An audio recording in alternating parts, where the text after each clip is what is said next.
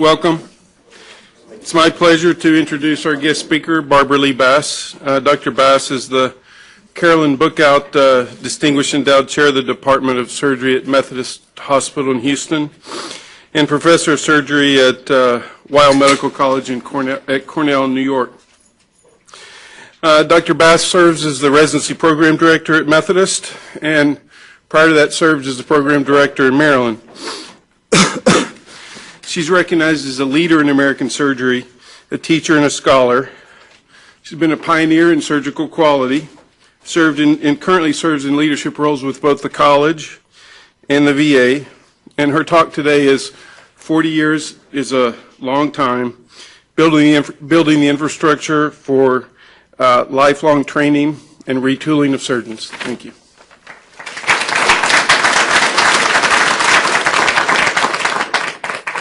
Thank you, Dr. Stewart.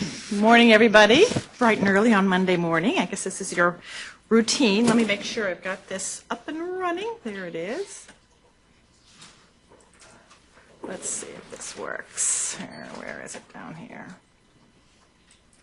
And I am going to put this on just to be on the safe side.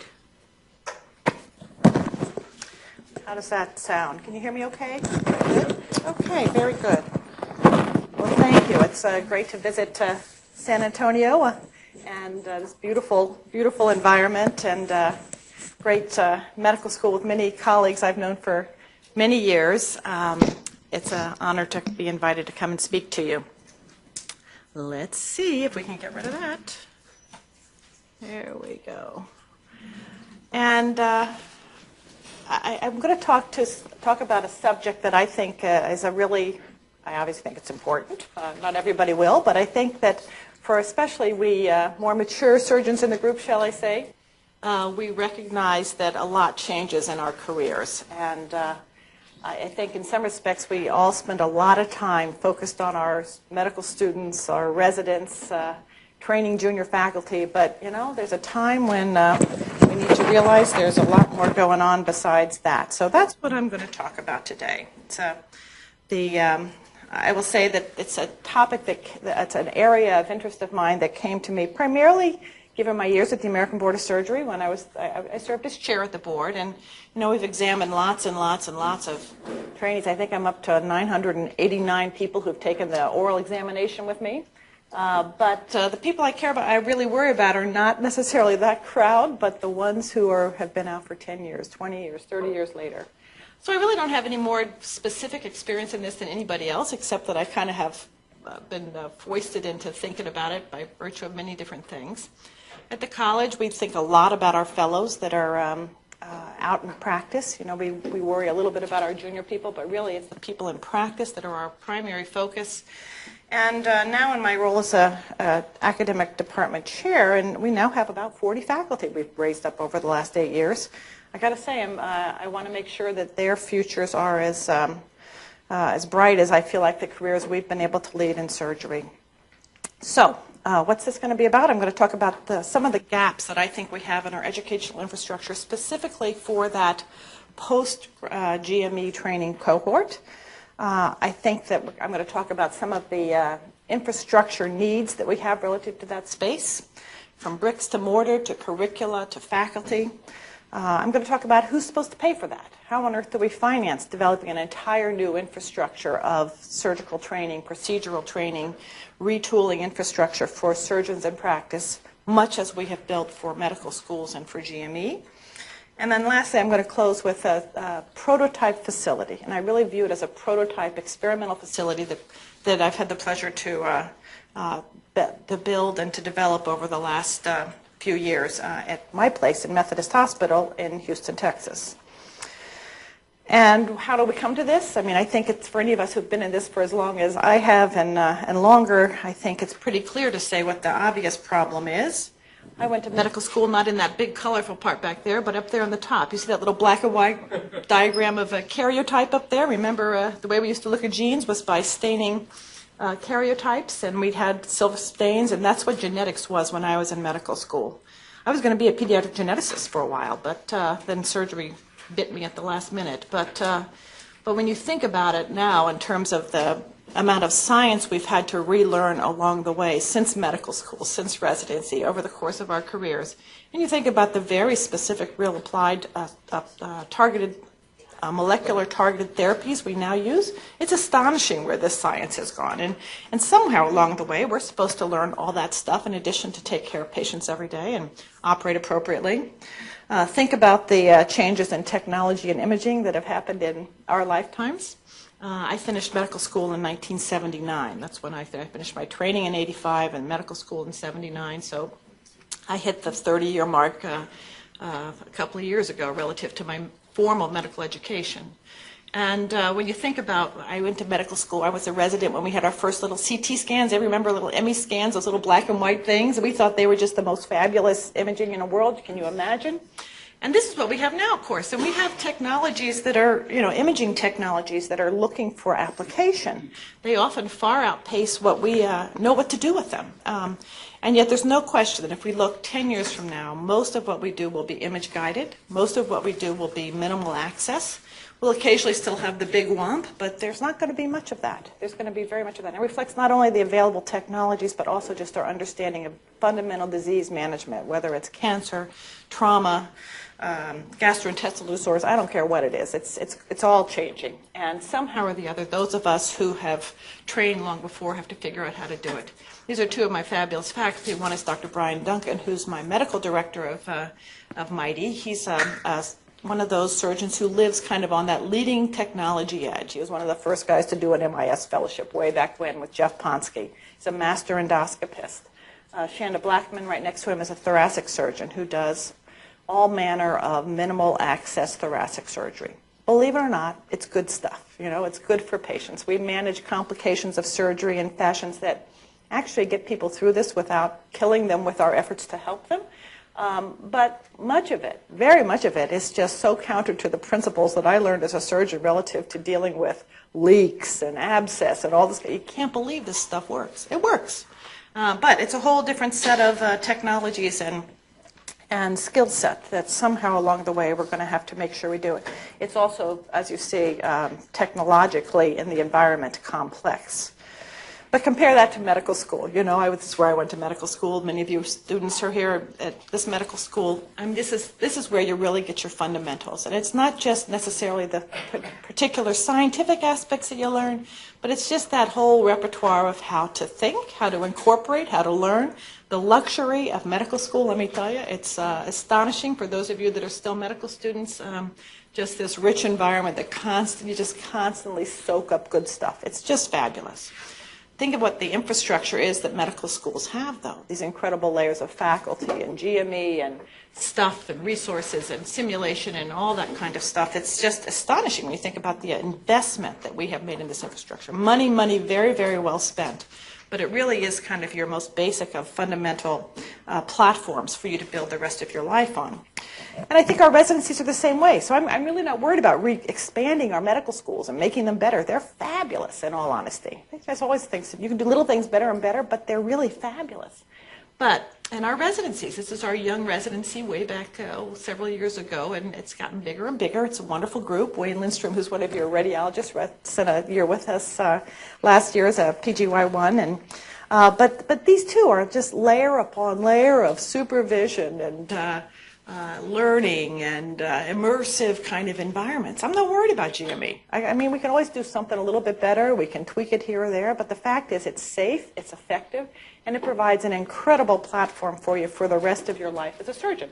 It's by no means going to last you as long as you need to last. But it's a great, great foundation. You learn the anatomy, you learn the diseases, you learn all that stuff. So when you want to tweak it later, we don't have to start from scratch. So pay attention while you're a resident. It's really, really important stuff. And then, of course, many of you, this is a graph from George Sheldon that looked at how many people go on to postgraduate training. And across the country, about 80% of people in general, quote, general surgery training now go on to some additional form of training. So by the time you finish that 5 to 7 to 9 year process, you're really kind of finely tuned. I don't think we need to tweak that a whole lot. And I think you have the entire weight of an academic environment, teaching environment to get you there. Pretty good stuff. But this is really what you learn. This is one of my key mentors, Dr. Kathy Anderson. And But this is really where you kind of get that basic stuff. You get your basic fundamental hand-eye coordination. You get your ethics. You get your principles. It's really magnificent. You acquire those mentors that'll be lifelong, valuable people to you. But in the end, it's really just a foundation.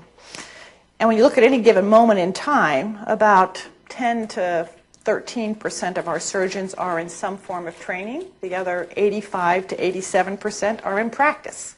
And they finished either last year, or they finished 10 years ago, or they finished 30 years ago, or they finished 40 years ago.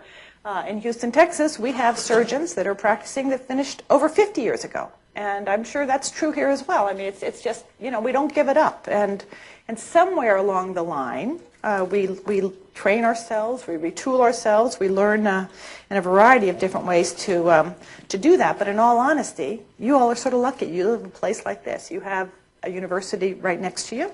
You can come to Grand Rounds to hear this kind of stuff, but also to learn real stuff. You have access to local experts who can help you incrementally adopt new procedures. But out there in the real world, outside of these kind of network places, it's tough to find this kind of ongoing educational opportunity. There are many surgeons who, once they finish operating, almost never in their lives operate with another surgeon again. It's lonesome out there. It's you're out there all by your little lonesome. And I think that it's really a challenge and a marvel, really, that we do quite as well as we do in terms of moving along our workforce. And we have infusions of young people at the beginning into practices, but that too is really a dicey that's a more challenging event than it used to be. You'll hear a lot in these next few years about we went through MOC, Maintenance of Certification, for the last 10 years, kind of getting that model set up. Now we're going to go to transition to practice. The focus right now is on how do we get our young people who finish their training to become integrated into the formal, mature world of practicing surgeons. And it used to be they'd be mentored. Now they're sort of expected to kind of help retool the senior surgeons that they're joining. So we've got sort of a backwards, upside-down kind of system. And so a lot of this ongoing retooling, retraining is really done by an ad hoc process as needed in your practice. It works for the most part, but it comes with some issues. And so it really is kind of practice driven. We really learn by what we need to know for that moment. This device came out, this procedure came out, this concept is evolving in our surgical practice world, and how are we gonna get that into my practice? I want that in my practice now because I think I'm going to need it to be competitive. The financial burden for this is interesting. It's been borne almost exclusively by industry up until the last few years. Our societies, the college, and SAGES and organizations like that have tried to develop a more effective hands-on or distant learning kind of program. But in all honesty, it's a frail just baby of an industry, of a non-industry, i.e. healthcare technology industry groups that's taken on this responsibility. So I would contend that this is a rudimentary infrastructure. We've kind of tweaked it along on an as-needed basis, but in terms of a mature infrastructure comparable to that for medical schools, residency, we just don't have it in our educational landscape, and I'd say that's a big gap. And you compare that to what the public thinks, right? The public thinks we are like pilots, right? We go to a simulator, we go to a training, we rehearse, we learn, we do all these things in a very safe, non-patient, at-risk kind of environment, and when we're good and ready, we go and do it with our patients. The public has no idea. We do so much on the job, in the OR, patient-based, experiential learning as surgeons in practice. So I would say that's something we need to come to face with. And it really does get back to what we are as surgeons. I mean, this is probably not something that I have any particular right to say, but when you think about any kind of profession, a profession is a specifically trained, skilled cohort of people who provide a vital service to their community, right? We're surgeons, not because we want to be surgeons, but because people need surgeons. If people didn't need surgeons, we wouldn't be surgeons. But we are a very specifically trained group of professionals who are going to provide that service to our communities. They need us. They definitely need us. And therefore, we have certain things we have to do as a professional. And I think the medical students could more principally articulate these principles of professionalism, what the obligations are, because it's sort of a front burner thing we talk about a lot in medical schools. But obviously, we provide this vital service to our community. We take on the responsibility, as is evident in this room, of training and educating the new members of that society. We advocate to improve the profession, both by research, by changes in practice, by advances in patient care, by science, which we all do as part of being an academic medical center. That's one of your front and center kind of special responsibilities in the profession. And of course, we advocate for our members, which is something we'd like to think our professional organizations help us with. And that implies that we have an organizational structure that in some way supports us as professionals. And when you get right down to it, though, and you start to get down to the local, who's really responsible here, how do we do this? I mean, we have a bunch of different things. We have local surgical societies, everything from the Houston Surgical to the Texas Surgical to the college and all those kind of things. We have stringent regulatory oversight of our residency training programs. Anybody who's ever been a program director will know well about the impact of the Residency Review Committee and the ACGME on the service you provide or the education you provide to your residencies, which I think for the most part is a helpful, useful structure. But like all regulatory phenomena, it at times can be misguided. Our Medical Board of Medical Specialties, that's that oversight umbrella organization that all of the boards, the American Board of Surgery is a part of that member organization. We have academies, we have societies, we have all these kind of loose things. When you get right down to it, with the exception of the RRC, which has some regular oversight, none of these actually regulate what we as physicians do. And when you think about who really can have some impact on what we get to do, then we get to licensure, and our state licensure boards, they have some real teeth. Our hospitals have to comply with a variety of regulatory phenomena, whether it's the Joint Commission, or in our place we actually use this group called DNV, which is a shipping company which is now in the healthcare administration business and seems to be okay. We now have our payers sort of dictating what our regulatory performance will be. And in the all end, if we don't take care of it ourselves, we have a liability system that steps in to make sure we're doing what we're supposed to do. It's sort of our fail-safe measure. But when you get right down to it, what we as surgeons get to do really is dictated by our own local privileging organizations. You know, we get to do what we do based on what our local communities, our hospital, really it's our medical staff structures and our hospital boards actually say we can do. And that really is kind of where our professional opportunities and professional execution of responsibility, really, that's where the rubber hits the road. So I think, I know here you have quite a distributed medical staff model because you work at many places, and that's true for surgeons all over the country. Most of us have privileges at least 2, if not 3 or 4 different programs. So it's very hard to kind of effectively be an active, appropriate member of multiple hospitals. At our place, a lot of surgeons just practice at Methodist. We're a big hospital. We have close to 1,000 beds. We have close to 100 operating rooms. We're a big place, and a lot of people live just there. And our medical staff is quite an involved community group. And any given morning at 7 a.m., we have probably 300 or 400 physicians going to some meeting or another at Methodist, doing something that has to do with the regulatory or operational aspects of care at that hospital. It's quite an amazing place. But part of our job is all these things. We do the environment of care, we look at staffing, we talk about equipment, we do all those kind of things that they want the physician input. In the end, you know, the administrators get to call the shots, but we give them a lot of input anyway, and like to think we make a difference in that. We review quality, which is a really substantial, important thing for physicians to do. But probably the most important thing that a group of physicians does have direct impact on at any institution is who gets to do what, right? Who provides the privileging opportunities? Who do we say, okay, it's all right for you to do that operation? How do we privilege people? This might be interesting for the residents to know. This is coming to your future when you think about what you're going to get to do when you get out there and get your first job.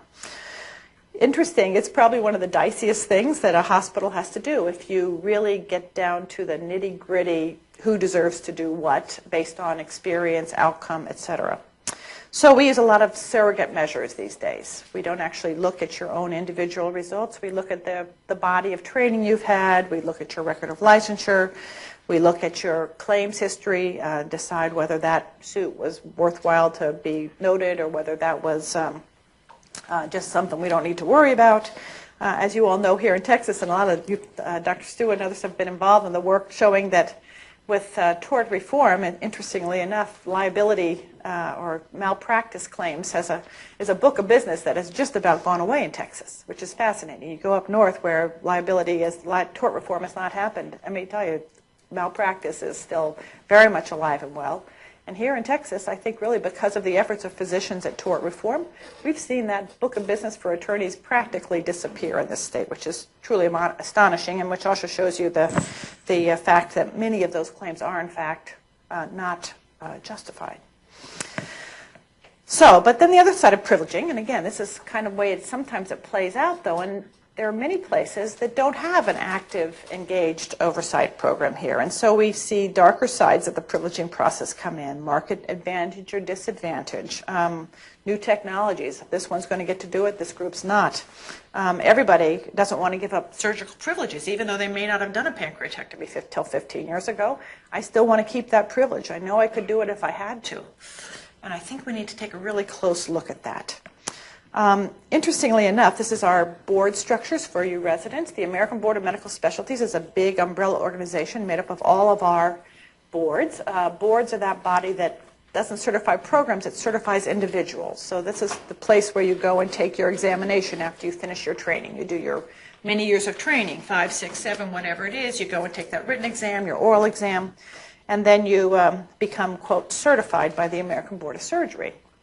I think we're pretty comfortable that that's actually a pretty valid metric. You get through that process, you really are a well-trained, capable surgeon of whatever scope it might be in. Interestingly, if you look at this list, you'll see that there's the American Board of Surgery. You won't see an American Board of Cardiology or Pulmonology or Immunology or any of those kind of things. You'll see there's actually a bunch of surgical boards. There's thoracic surgery, OBGYN, urology, neurosurgery, blah, blah, blah, plastics, otolaryngology. We've got about 7 different surgical boards on this list. We have one board of internal medicine, and within that single board are all of those specialties. So who do you think runs the ABMS? We get votes based on the side of our boards. I can assure you that the policies and processes of the American Board of Medical Specialties are run by internal medicine. They're the big gorilla in the room, and we kind of all have stayed separate. And so that's just a sort of side note, but one of my dreams in life would be, but before I die, we'll have a single American Boards of Surgery that will get us all under the same umbrella. We really do share a lot more than that previous slide would recommend, and I hope that we'll kind of come to realize that there's power in collective wisdom. But anyway, back to the privileging. So somebody out here, please take up that charge when I retire. I hope somebody will get us there. But let's get back to privileging. And really, remember, the goal of this privileging process is to make sure you're delivering care that you're capable of delivering. That's the only reason we want to privilege people. We tend to do it on a procedure-specific way in our institution. We tend to do it in our profession. We tend to do it globally rather than specifically, and I think there's merit in that in the sense that we surgeons know what can be bundled realistically together and what should be parsed out separately. But as we've had these changes in our technologies and procedures, it's become harder and harder to do that in a bundled, rational way. And I would say that that's something we have to work on. This is a paper that it was a working group of the American Surgical Association, and we met several times over a number of years, and kind of, because everywhere, everybody says, well, how am I supposed to privilege people in this new thing or that new thing, robotics, whatever. What does this global body of ABS, American Board of Surgery, training mean at my place? Should I really let people do hepatectomies if they, quote, just done a general surgery training program? So it's a front burner item for all of us. And so we put this report together. It was published a few years ago now. I recommend you to read it. It's an articulation of the principles behind the privileging process. I personally think it's quite thoughtful and quite well done, and we certainly had an abundance of wisdom on the group to help us formulate these principles. And they're really pretty basic kind of things, some of them, but when you actually get down to actually using them in your privileging process at home, it actually becomes kind of a more tricky thing than you might think. But it says, obviously, your privileging should be based on not only your ABMS certification, which we think everybody ought to have within a 5-year period. The board now gives you 7 years to get it done. You're not done in 7 years, we got a problem here, you know. So, but also on your practice experience. It says that your elective practice ought to be based on practice data, the outcomes of your practice data. That's a great thing to say. Where's the system to do it? We're working on that, right? We say that emergency privileges may differ from your elective privileges, because sometimes you don't have that expertise for that emergency procedure that you need to have, and we need people to be available for emergencies. So we'll give you, we'll expect you to sometimes step out of your comfort zone, if need be, to serve your community, to do emergency surgery. We think that it ought to be time limited. Every 2, every 3, every 5 years, we ought to take a serious look at this and say, you really think you need to keep that one? It's been 10 years, doctor. And we also think it should be bound by not only your surgical skills, but your professional qualities and service and integrity and all those things, which at times slip. I'm going to focus on 2 of the privileges, though, that I think are relevant to this, and 2 that I think we have the hardest time for, and as the group discussed them, these were the 2 that really kind of kept coming up over and over again, because it's where, if you're living out there in the world privileging surgeons right now, it's the one where you have the most challenge in coming up with objective criteria.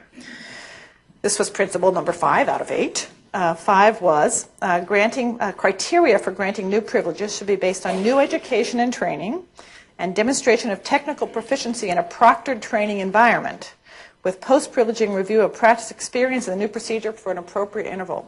It sounds really good, doesn't it? I mean, it makes sense. And if you're a patient having a procedure that's a new procedure that a surgeon's just learned, you would hope that your surgeon would in fact have done that. They would have learned to do it in a safe, non-patient centered way. They would have been demonstrated proficiency before they did it on you.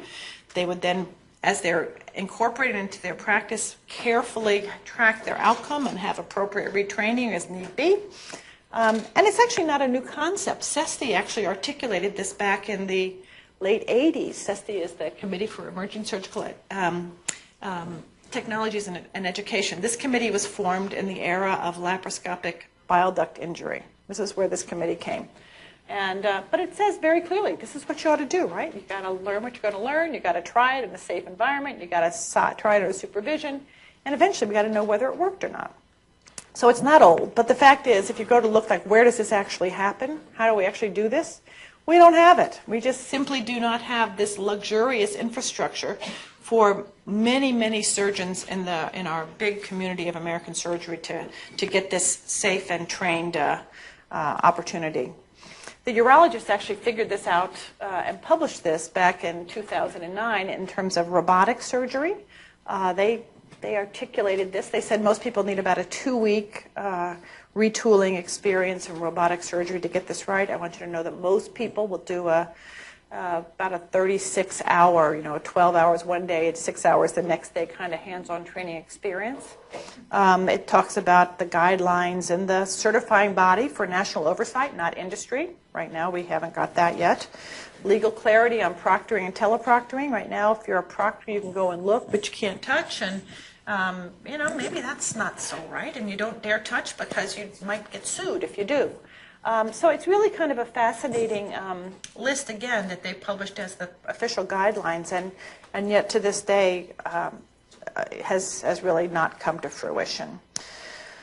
I'm not quite sure what I was thinking in this one, but I think the idea was that we want to make sure that as we evaluate our performance in practice, we meet the criteria for maintenance of certification. Let's go on from there. And I know this is what I was thinking. I was thinking about when we look at all those external benchmarks that are coming towards us. I'm sure you all live continuously with external benchmarks for your care. I mean, we at Methodist every day get some new report about whether it's compliance with AHRQ or SCIP or our NSQRP data. I don't know if you're an NSQRP site. We're an NSQRP site. And we measure everything except sort of performance in the operating room. We all know it's sort of like our black box. And if things go well in the operating room, things are likely to go well elsewhere. But we don't have any metric that specifically looks at actual performance of our surgeons in the operating room. And I think that's a gap, in all honesty. It's a black box that we ought to try to remedy. And I think we need to look at some way to begin to safely assess procedural and technical proficiencies. No, it's not easy to do, though. And when we think about retooling positions in particular, our cognitive physicians, i.e. those that think and write things as opposed to use their hands, For them, it's a lot easier, right? I mean, they really can sit at a computer. They really can do kind of theoretical scenarios. They really do get do-overs. You know, you pick the wrong medicine the first time, you can actually regroup and pick a different medicine. Their impact in regards to linking an event to harm is much smaller than what we do. Surgeons, you know, what we do is very visible. We get one good shot at anything. We all know that our best shot at an operation is the first one. Reoperative surgery is never as good as the first time around. We don't get do-overs, and we are constantly faced with new technologies and new devices to incorporate. And not only that, but we've had a vast experience in my lifetime in surgery with premature adoption. There's no question about it. I mean, anybody who lived through the introduction of laparoscopic surgery will say this is how we did it. You know, we had people scrambling, trying to figure out how to do this safely. We had an epidemic of laparoscopic bile duct injuries. Doctors scrambling to learn it. Where did they go? Well, they'd go to visit one doctor or another doctor. They'd pay a bunch of money and stand there and watch them and say, yeah, I think I got it, okay? And I think there were certain elements of that were okay. You didn't have to learn what the principles of gallbladder surgery were. You didn't have to learn the anatomy, but you had to learn to look at it in an entirely new way using a completely different set of instruments.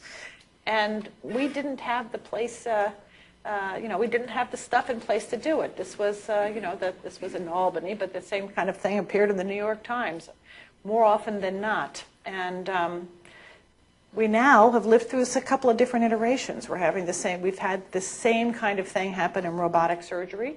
We had the same thing happen when we introduced laparoscopic bariatric surgery. So in my lifetime, sort of about every 10 years, we go through one of these waves of premature adoption, less than safe adoption, patient-based learning adoption. And, you know, we get there. In the end, we say, okay, well, we got everybody trained in that. Whew, thank goodness. But, you know, we hurt a lot of people along the way. And anybody who's lived through these years will recognize that that is certainly the truth. Interestingly, one of the groups that really has tried, that has been both taken the lead but also taken the scorn for this is our industrial partners, right? The people who make the stuff that we do these procedures with, the Covidians, the Ethicons, the J&Js, all of the Boston Scientific, anybody who makes stuff that advances the technology of surgical skills, they want you to know how to use it. They actually feel very responsible for making sure you know how to use their stuff safely. And more, the regulatory oversight is saying to them, you better make sure they know how to use it safely because, you know, the harm's going to come back not only to the surgeon and the patient, but to you as well. But they, of course, also take the hit, well, you're training on their stuff, you know, and so it's really a self-serving event, and premature adoption is foisted on surgeons. We are driven by, secondary gain. So it's a really complicated discussion. I would say that none of this could have happened without industry, obviously. So we need to figure out what is the right balance to work with our industry partners that allows them to work with us and help train us. But at the same time, we have to use our own brains about what is incremental disruptive technology that's valuable and what is incremental disruptive technology that's transformative and is going to make things better. We've got to help them figure that out. They don't know that. We can help them with that. But they're actually, this group, AdvaMed, is the regulatory body for, it's actually a professional organization for them that kind of helps these industry partners know where, how to disseminate, sort of tracks their industry, basically. Interestingly, if you look at our medical counterparts, they say, forget about in industry. I mean, and this was from the New England Journal not too long ago, sort of criticizing the fact that physicians only pay for half of their CME. They don't pay every dime of it. I mean, what's this about? And how can we as physicians who are learning things rely on industry to help train us? Is that really ethically appropriate? And I think it depends on how you do it, in all honesty. And I think we have to figure out who is responsible for this CME stuff. We obviously bear a good hunk of that financial burden, but I got to tell you, I don't think we surgeons should pay to build places like MITIE, which you'll see in a little bit.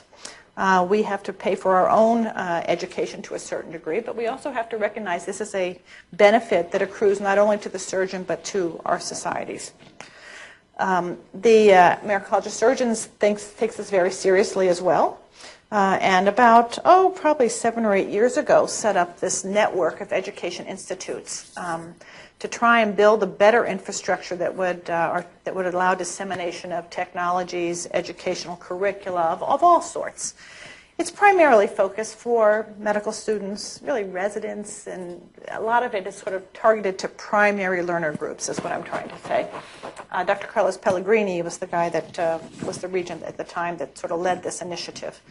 And I think that what we have come to understand at the AEI is that again, we're kind of building on riches when we focus on primary learners, medical students and residents. The people that really need us are the ones that don't have that abundance of riches in their educational environment, surgeons in practice.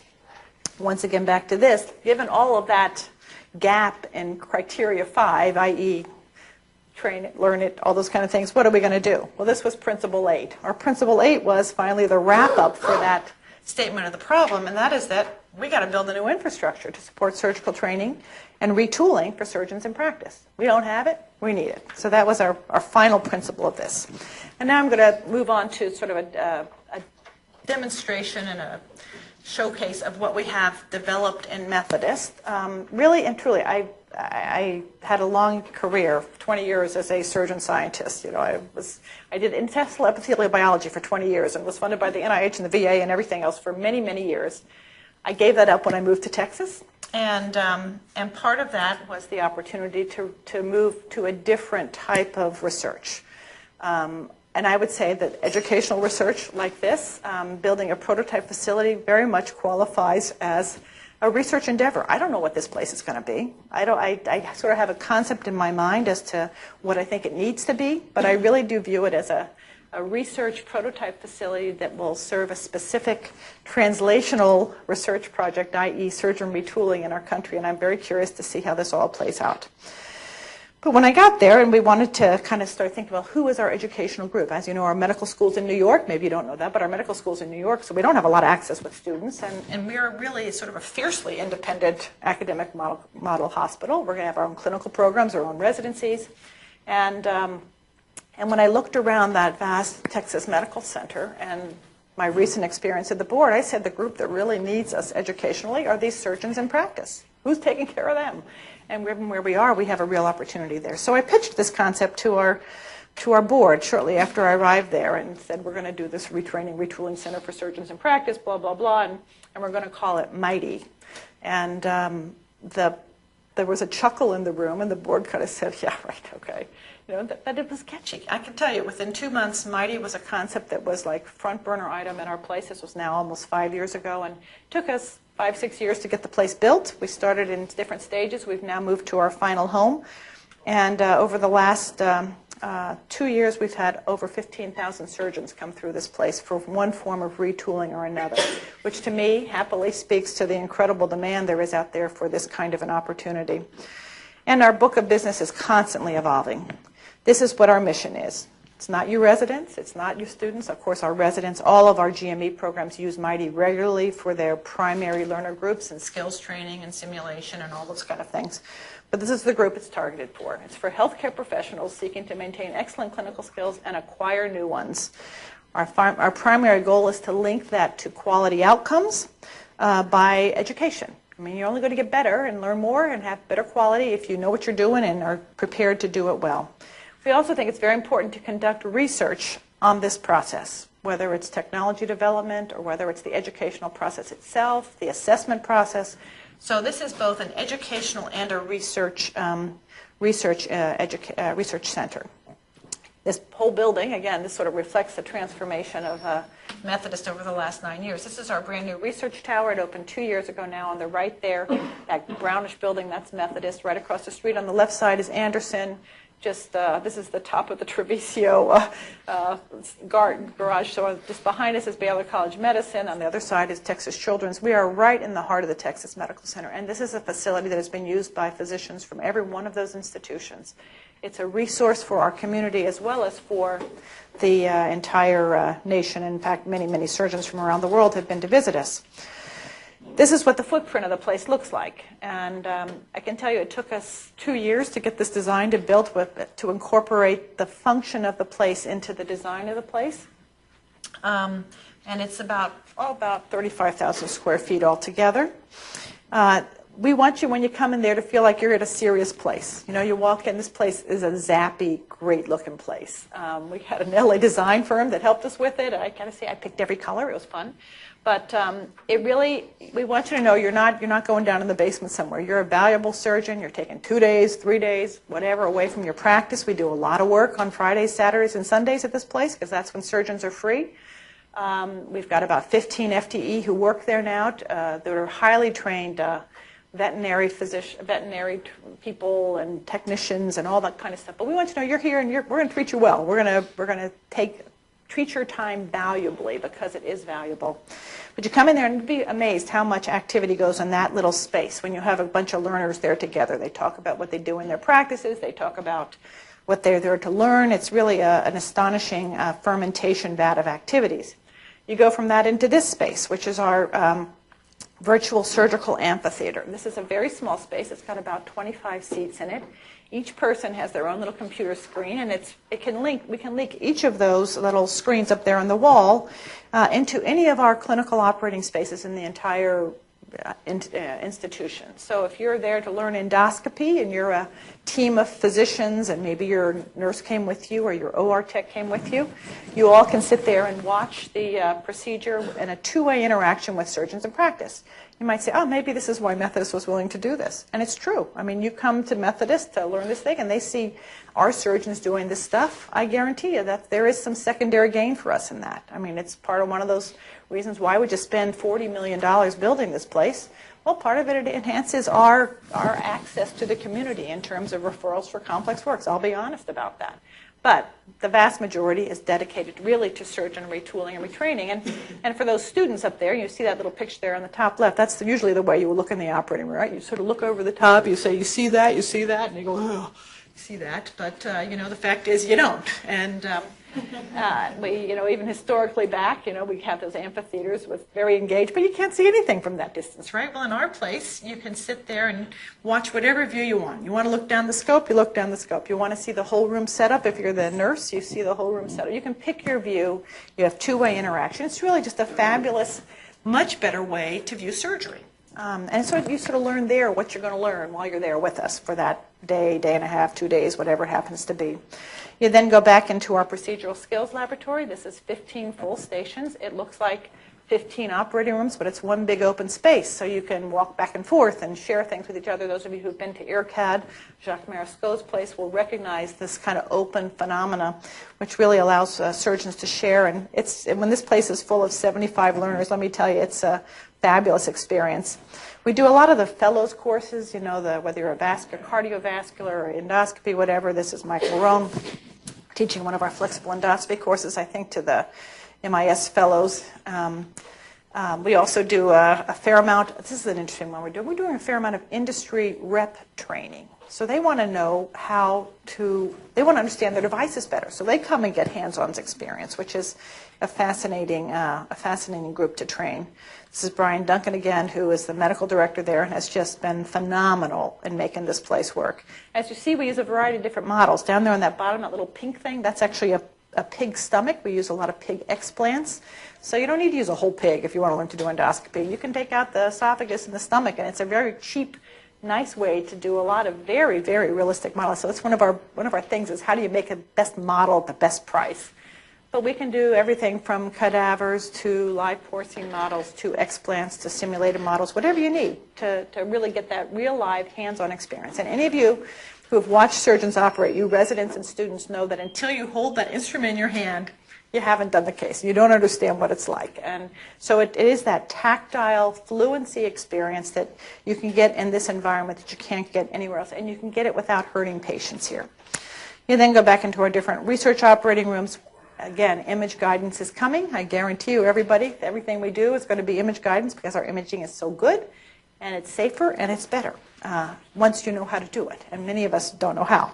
So we have to learn how to do that. We have, of course, a CT scan. We have the usual robotic training center. We have 4 robots at any given time that are doing a variety of industry and non-industry sponsored training programs. This is our newest addition, which is a fascinating thing. It's an actual Siemens MRI coupled to a hybrid table hybrid operating suite. So in this room, we can do body imaging, we can do endovascular procedures and open surgery, and we've built it into the 5th floor. I'll tell you a little bit where that's going. And then we have the basic stuff. We have a virtual hospital with live patient mannequins where we do high-fidelity training for bad things that happen in the operating room. We have, of course, all the part task trainers that everyone needs. We have wonderful conference rooms. And we've done a lot of work. I mean, no question about it. We've had an escalating ramp-up of the number of people that have come to us. They all come and feel refreshed. They say, oh, it is so nice to have somebody teach me something. It's so nice to not have to think about patients for 24 hours. It's a resuscitating event. Even if they don't necessarily, get the skills they need that very first time, it is a resuscitating event to go back and learn something in an environment like this with master educators, structured, efficient use of your time. And as I said, we've had over 15,000. We've had over all these different kinds of things. We do a lot of orthopedics, we do a lot of vascular, we do a lot of GI, minimal access, anything torso kind of abdominal wall, you name it. We've started to use this in our privileging process. If you're a gastroenterologist or a GI surgeon who wants to do ablation of the esophagus for Barrett's, before you get that privilege, you come to MITIE and you demonstrate that you know how to do the procedure, you know how to turn on the machine, you know how to set it, blah, blah, blah, and then we'll give you privileges. You can come and demonstrate you know how to do it first. It's the first model we've used for this facility for the privileging process, and we're looking for other ways, obviously other ways. My faculty there, Pat Reardon, Brian Duncan, Vadim Sherman, have been instrumental in the development and ongoing development of some of these incredibly valuable validated curricula. The residents would be familiar with FLS. FES is endoscopic surgery. It's coming next. Incredibly, if anybody tries to think, these things are not easy, let me tell you. I mean, even for a wonderful endoscopist, but they're really very fun to do. So part of our book of business is to kind of continue to develop validated curricula that have both a valuable cognitive piece, didactic piece rather, as well as a tactile hands-on component. This is FUSE, the safe energy, because our energy devices, as you know, change every year. We have a new energy device to use, and we're using them in places where we can't see and can't feel. And so these days, most of our injuries that we see in laparoscopic surgery are those missed energy events that show up a day or two later as intra-abdominal sepsis, right? And how did that happen? So we now are developing this robotic curricula skill, which is a little more sophisticated in terms of the challenge relative to FES. We also want to know if you got it when you came to see us. And so this is a facial thermal map. This is a piece I did in conjunction with a guy named Yannis Pavlidis, who's a computational scientist at the University of Houston. And he has this camera that can measure everything about stress in your face. It's a thermal camera. And I saw that, and I said, that is my residents learning to operate. And it turns out when you get stressed, first your forehead gets a little hot, and then you twinkle like this, and then you get a little perspiration, and it's an incredibly consistent pattern. And I said, well, I bet you our primary learners are, hot as a firecracker, and I bet my master surgeons like Brian Duncan, Vadim Sherman will be cool as they can be, and sure enough, they really are. So it's a very sophisticated, complex thing to do, but we are funded by the National Science Foundation to do this. Let's see if this will work. Let's see. Oh, shoot. Well, anyway, it's a very fun thing because you can actually see the pattern on his face change, and so to me, what are we doing with this now? I mean, it's still in the evaluation place, but my idea would be that you come back to us every few years, you want to learn something new, we'll put you on the camera to start with, see how you start out real hot, and by the end, if you're cool, I'll say, okay, you're ready to go home and try it at home. But if you're not, you come back next week. I think we need those assessment tools. We don't have them. I'll be right up front and say we do not have accurate assessment tools for a successful skill acquisition. We do a lot of work with different models in terms of how to better, this is one of our computational surgery things that we do in MITIE, looking at predicting breast contour with modeling. This is a great thing that John Holcomb, I'm sure many of you all know Dr. Holcomb, who was here, of course, in the Army for many years and now runs the trauma program at the University of Texas in Houston. And he's spent one too many nights, pushing sick, desperately ill, bleeding patients from the trauma bay to the radiology suite to the operating room to the back, Well, people are basically dying of bleeding to death. And so he really thinks, obviously, this ought to be able to be done more efficiently in one place. and is pitching this concept of the trauma hybrid operating room. It's basically that thing I showed you a little bit earlier. It's an MR coupled to a hybrid suite, and next week, as a matter of fact, there's a little think tank group that's meeting at UT, and MITIE, of course, will be their platform for their hands-on training to look at endovascular approaches to hemorrhage control, right? Why crack a check? You just put a balloon up and blow it up, apparently, a little. And but how do you do that in a much more sophisticated way using hybrid suites? So he calls it Thor, which I think is a great name, and has really a wonderful group of leaders in trauma coming to discuss that next week. We do a lot of research on telepresence, teleproctoring. I can't have Brian Duncan and my surgeons, we can't go out and stand there with you and watch you, but we can maybe help you from a distance. And for many of these surgeons, these are fully trained, knowledgeable surgeons. They know the anatomy, they know the disease. Sometimes they just get a little bit, it's like when you're training a resident to operate, right? They're doing okay and then they get a little off track. If you just get them back on track, they got it again, right? You just have to re-steer them. And this is the concept that we can do too. We could sit where we are in our, we have a wonderful DOD grant to work on this, Brian Duncan does. We can watch you. Unfortunately, with all this minimal access video-based equipment, we can help you. We can say, stop, let's TiVo back to where you got off base, pick that up there, and let's go. So we can help from a distance, and that kind of proctoring really is quite effective, and obviously some of our industry partners are involved in that as well. Lastly, I just want to close with one little thing about who's really responsible for developing this infrastructure. This is not cheap stuff, I can assure you. We have $40 million plus probably $10 million of equipment in our place right now. It's all been built out of our endowment at Methodist, in all honesty. We don't have a philanthropist. We don't have, it's sort of the goodwill that my board kind of somehow or the other bid on. We do have some help from industry with no-cost long-term leases for some of the basic equipment, but not for the big stuff. We bought that hybrid suite. We paid that for that thing. And it's really, so it really is kind of who's responsible for buying all that stuff. Who are our partners? I contend that it's our hospitals where we work. They need to be responsible for making sure that our surgeons have the educational resources they need. I think it's our payers, the people who pay for healthcare. Somehow our healthcare dollar needs to train not only GME, but also surgeons in practice. Obviously, we surgeons are responsible for keeping ourselves up to date as well, and should certainly have some financial responsibility for that. The people who make the stuff, our liability carriers, I think basically all these people are kind of responsible for that. The problem is they don't necessarily know that. They just think we're supposed to all do this ourselves. So to that end, one of the things we're doing just at the end of this month, actually, as a program, we have a grant from the Houston Endowment, which is a big, huge educational foundation in Houston. And we're hosting this symposium at the end of the month, which is going to be a fascinating group. We have a lot of surgeons. We have Dave Hoyt and Carlos Pellegrini, and surgeons are going to speak to the problem. But more importantly, we have payers. We have the former head of CMS, Mark McClellan. We have Lou Sandy, who's the head of United Healthcare. We have Tom Ballack, who's one of the NQF guys. So we have that group that kind of looks at, quality, surgical performance, payment, liability. Let's talk about this as a gap in our system and get them to realize what we as surgeons are facing and what infrastructure we need to ensure that we have that lifelong of high quality performance as well. And we really do, we focus it on incentives, pressures, and technology. So that really is kind of the drivers that make us sometimes do things prematurely and where we haven't quite got the things set up. So it's going to be I'm just thrilled to death to see what this thing's going to turn out like. I think it's going to be good. That said, MITIE is a prototype. It's a research place. It's a who knows what it can be. How do we use it? I think we've got a lot to learn. I would say that in this great nation of ours, we need probably 15 MITIEs of scope and scale that what we can offer in terms of getting that many served, maybe 10, I don't know. But in our big population centers, we need these places so surgeons can get to them.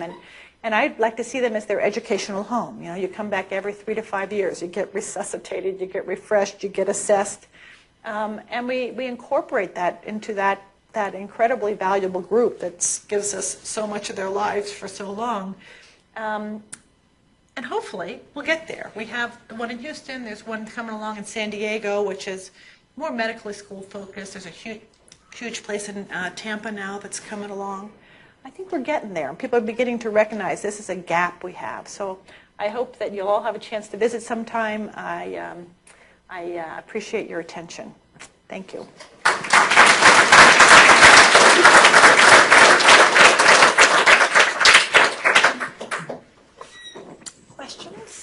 come a long way in 25 years. We have. Our surgical societies and the hospitals failed the American public 20